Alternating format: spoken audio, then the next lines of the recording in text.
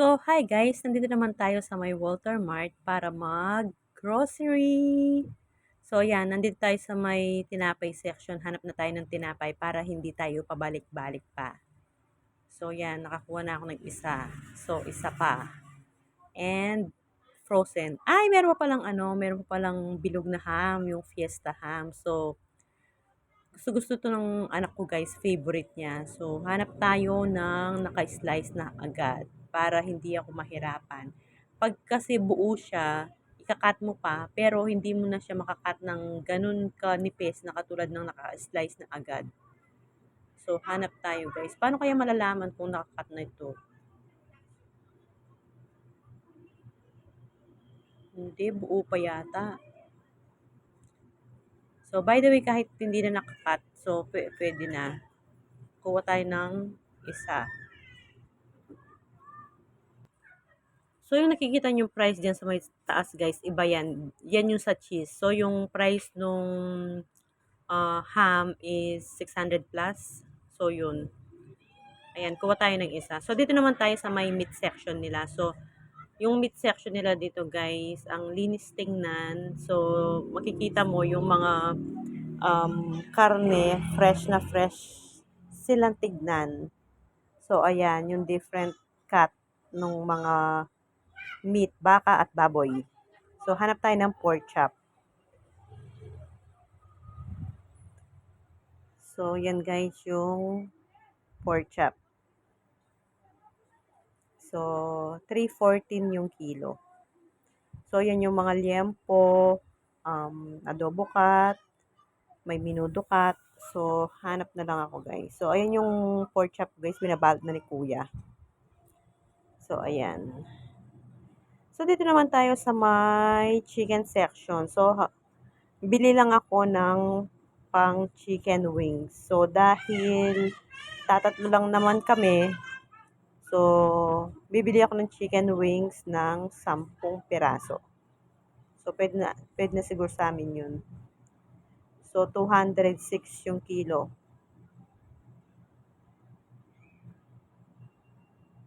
So, ayan guys.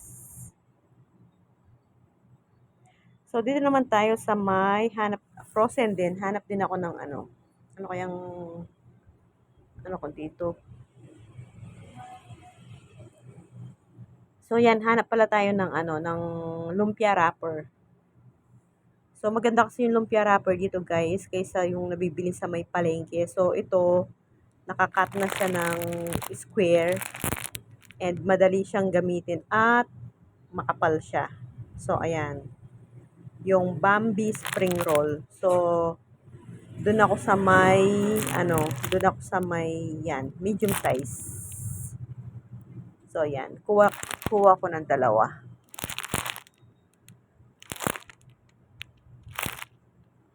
So, ayan.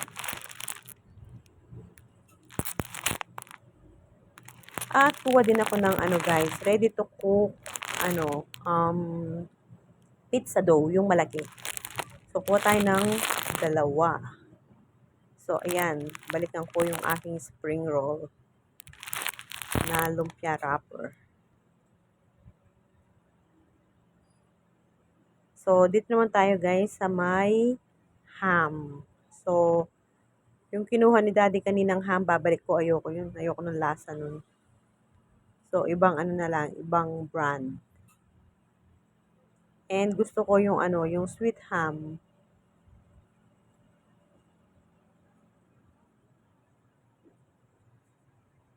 So, yan. So, kumuha din pala ako ng bacon. Bacon is life. So, pang-agahan. So, ayan. So, punta naman tayo guys dun sa may... So, ayan yung ham. So, punta naman tayo guys doon. Hanap din tayo ng ng mantika. Or dito guys, hanap muna tayo ng ng cereal. So, ayan. Favorite to ng anak ko, yung Kellogg's and yung isa, yung color blue.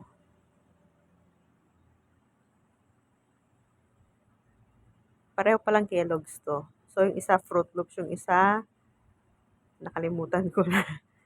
So, yan dito naman tayo, hanap naman tayo ng mantika, guys. So, ayan yung cart namin. So, inayos-ayos kanina yan ni Daddy. So, dito hanap tayo ng mantika. So, yung mantika namin is canola. So, ayan, kino-compute ni Daddy kung saan kami makakamura. So, bayad na tayo, guys. Dito, pupunta na tayo cashier.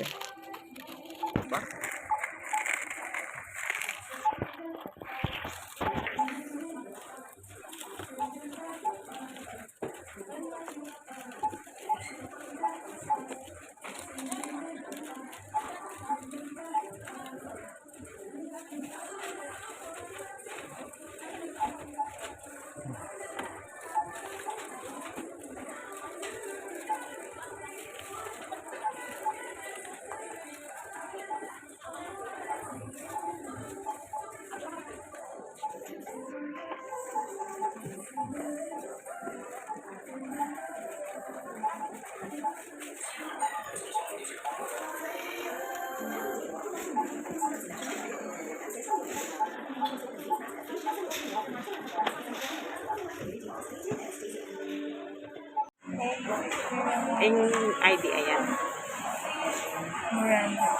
Oh, wow! So, punta muna ako ng Dunkin' Donut, guys. Take out na ako. At si Daddy nandun na sa KFC, nag-order na siya. So, hinintay niya lang yung order. Then, uuwi na kami.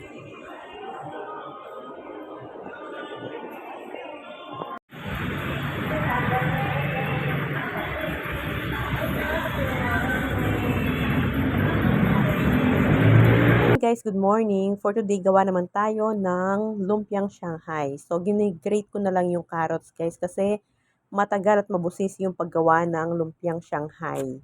So, and in-slice ko lang yung celery. So, hahaluin lang natin, guys. So, kahapon pala, binili ko to dun sa Walter Mart, yung giniling at yung lumpia wrapper. Pero yung gulay, guys, dito ko lang siya binili. So, tingnan natin kung masarap.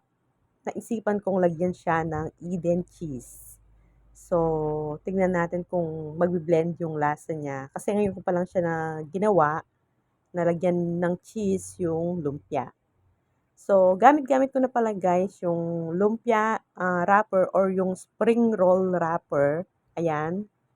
Maganda siya at makapal. So, yan yung sukat niya. Yan yung lapad niya. Yung gamit-gamit ko na yan. So, madali lang siyang paghiwa-hiwalayin, hindi siya napupunit at makapal. At pag may sobra tayong ano guys, na wrapper at cheese, gawa tayo ng cheese stick para may pang-snack naman tayo mamaya. So, yung cheese stick guys, lalagyan ko ng ham at saka yung cheese. And then, piprituhin lang. So, ganun lang siya kadali. So, gawa tayo mamaya guys pag may sobra tayong wrapper at cheese. Today is February 14, 2022 and it's Valentine's Day. So happy Valentine's everyone. So kagabi binigyan ako ng flower ni Daddy. So papakita ko sa inyo guys. So charan. So ayan siya guys. So binigay niya ito kagabi. So pag uwi niya, dala-dala niya. Pero by the way, happy Valentine's Day.